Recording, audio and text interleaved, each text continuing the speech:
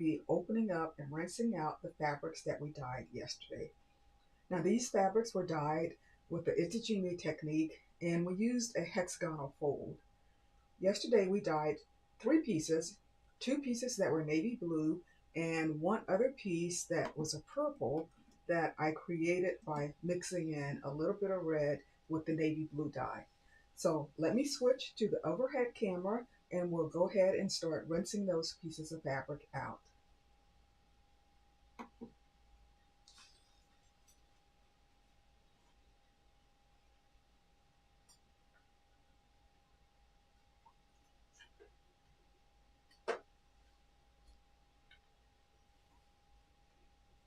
Okay, so first I need to put my gloves on.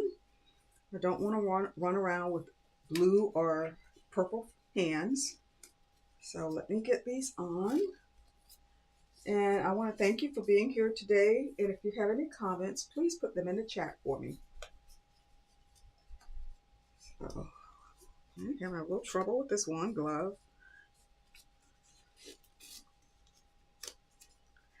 So for the first step, I'm going to be rinsing out the 2 navy blue pieces.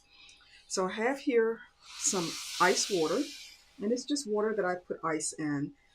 The reason we use ice water for the first rinse is because the temperature is so cold, it actually stops any dyes that haven't already attached themselves to the fabric from doing so. So I'll just remove these clamps. And let's open this up.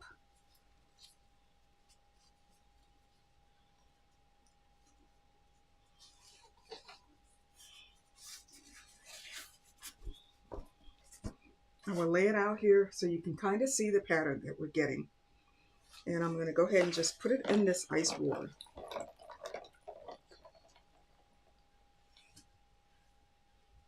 And now let's open the other piece. So the hexagonal fold, it gives us what it says, a hexagon repeating pattern. I got a lot of bleed on this, so I don't have a very distinct pattern on this piece, but they're all still nice.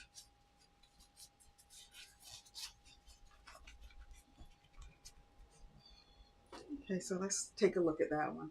Almost like a 6-sided star.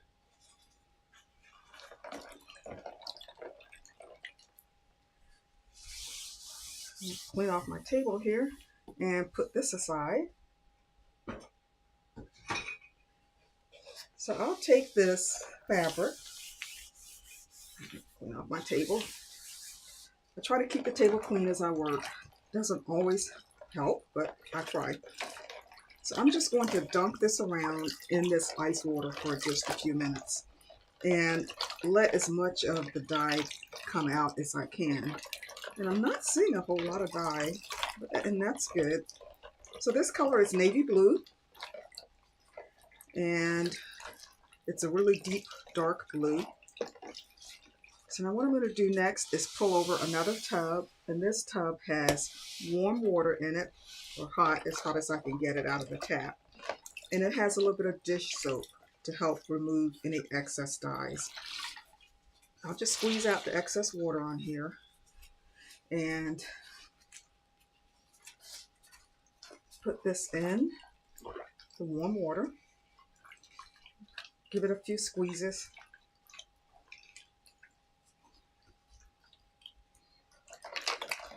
And now I'll do the same for this piece.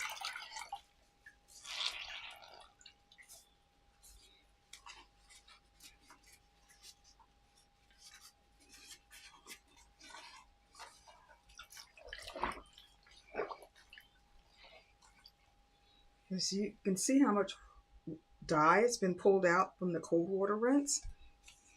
And now I'm going to do the same with the purple piece. And I'm going to use the same water. And the reason I'm going to do that is the purple is made up of blue, so the blue should not affect the purple color of the dye. But if I was doing another piece that was something like green, I wouldn't put it in this purple water bath. I would get a fresh cold water bath. So when I'm rinsing these, I will rinse similar colors together and then change out the water when I go over to a different color.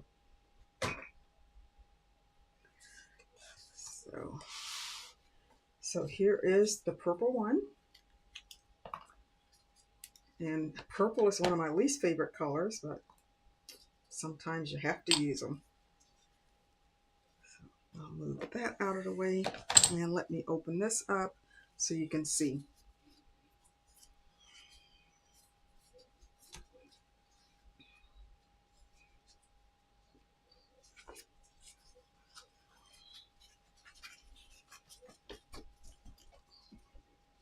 So here's the purple piece, and you're going to notice something about this. And this happens when you're using colors that are mixed together. Some colors attach themselves to the fabric faster than others, and reds will attach themselves the fastest. Then yellows, then blues. Blues are the slowest colors to attach itself to the fabric. And because of that, you see there's some bleeding out of the red color outside of the blue, and that's something that you can expect whenever you're working with mixed colors. There's really nothing you can do about it. It's just the behavior of the dye, so you have to learn to like it.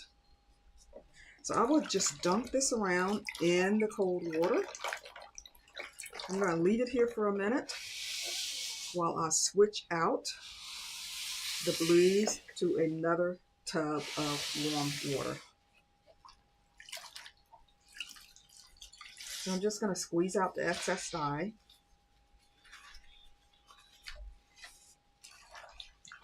And dunk it in another tub here.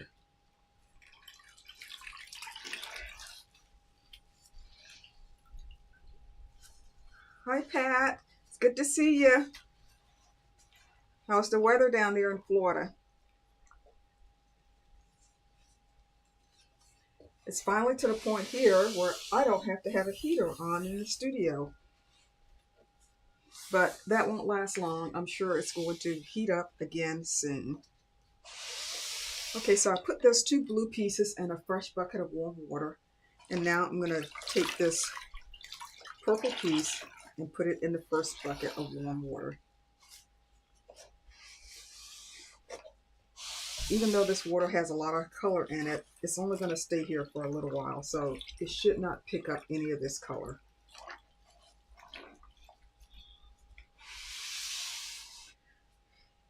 So let me clean off my table for a minute. I want to move some of this stuff out of the way.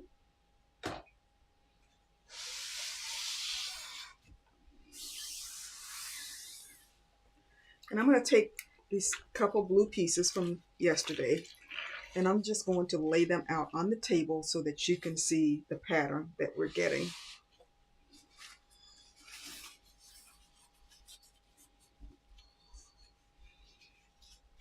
And after you finish looking at them, I want you to tell me which one is your favorite. Okay, so this was the piece. You can see our triangle shape. It's an equilateral triangle. It's a nice day. Good, I'm glad. And I just clamped it. The white area is where it was clamped. So I just clamped it across. Try not to get it evenly, like spaced right in the middle. I wanted to have it a little bit off center. So here we have our six-sided repeating pattern. And to me, this kind of creates more of a floral look. I could have also clamped the piece across the tip of this part of the triangle, and that would have given more like a little floret look in the middle. But I didn't do that. That's one thing to consider the next time. So this is one of the pieces, of the blue pieces.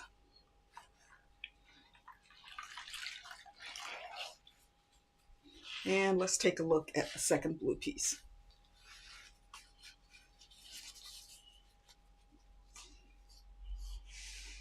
So this piece, we have more of the dark background showing and very little resist areas. And this was the piece that I clamped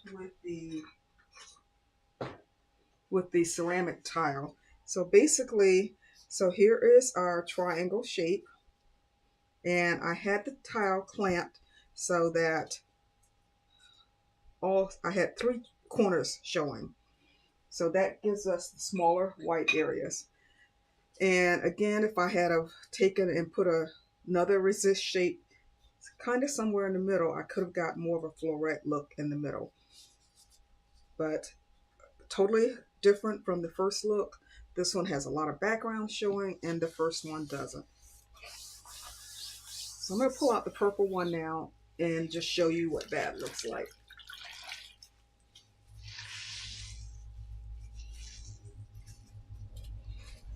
So this purple piece was clamped with a hexagonal tile, a small hexagonal tile. And it bled a lot, so the hexagon shape doesn't show up as much because there was a lot of bleeding under the tile. But so here is our triangle shape, and the tile would have been like this. Again, this is another one that gives you a lot of dark background, not as much as the other one, but it gives you more dark background than resist areas. So I'm going to put this in the cold or the second warm water bath so it can start to soak.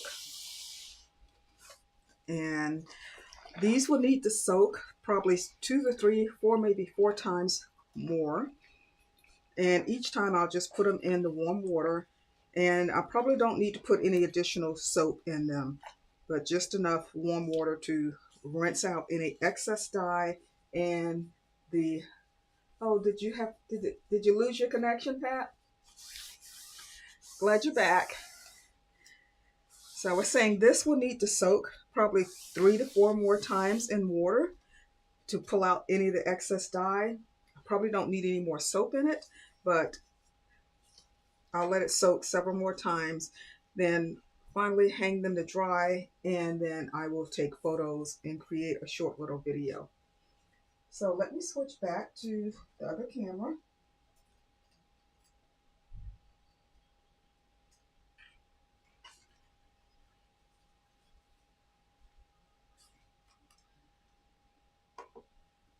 And that's pretty much it for today. These rinse outs aren't very long. They take very little time to show you. And while I could probably come up with other things to talk about, I don't want to waste your time and everything. I want to get right to the point, show you what I need to show you, and let you go on about your day. But I do want to tell you about next month. I have had some requests to do some streams on color because I've talked about mixing colors, but I've never really shown you the process. So next month, we're going to continue with the Itajime dyeing, but I'm going to be mixing the colors on camera, and I'll be taking you through my whole thought process, and I will be giving you a little bit of color theory, especially on the first stream next Tuesday. So next Tuesday, we're going to do some color theory. Real basic. This isn't a full-fledged color class or anything like that. There's plenty of those out there. But I'll give you some basic color theory and some ideas on how these dyes work. And then we will take and dye more Itajime pieces. Actually, what we're going to do is, several years ago, I came up with this idea based on the song of 50 Ways to Leave Your Lover. And I thought, can I come up with 50 ideas and ways to fold and clamp and dye the fabric with the Itajime techniques and get a different result every time? You know, I did it. I did it with newsprint instead of paper, but we're going to be taking those 50 ideas and doing 2 a week for the next 26 weeks and creating some Itajime fabrics that will all be different from each other.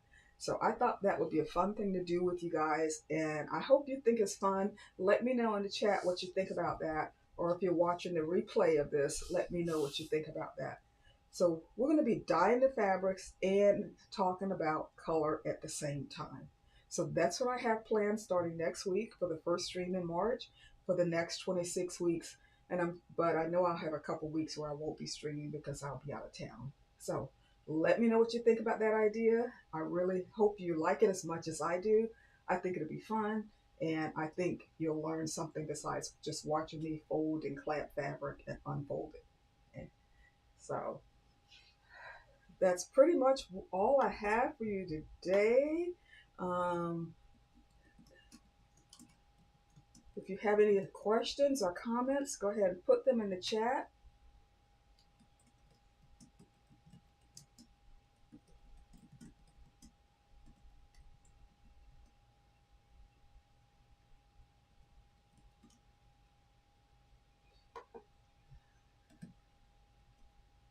So, I think we're done. I don't know if you're still here, Pat, or if you got dropped again, but go ahead and let me know what your ideas are in the comments of the replay, okay? And I hope to see you here next week where we start our color series. Okay, Pat, I will go ahead and sign off for now. So you, Pat likes the purple one that has the second navy with more background is your favorite. So you like more backgrounds, huh? Oh, those are your favorite colors. Okay, Pat, good. I'm glad we got something that you like here. Thanks for coming, and I'll see you next week.